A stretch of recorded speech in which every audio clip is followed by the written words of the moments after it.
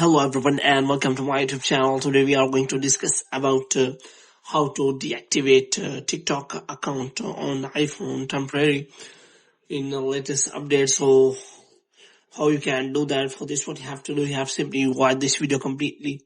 So first of all, what you have to do, you have simply make sure that you are connected to a proper Wi-Fi and internet connection.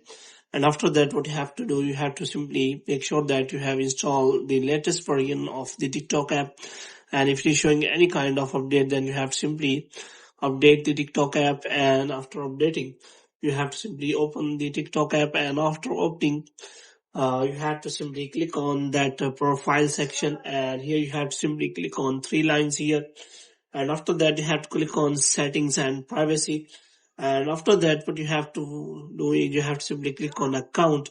And after that, you will find the option of deactivate or delete account.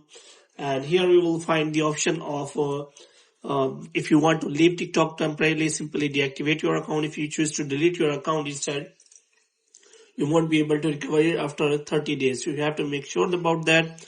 So you have to simply select to deactivate your account. And as you select that, there will be option that you want to deactivate your account now.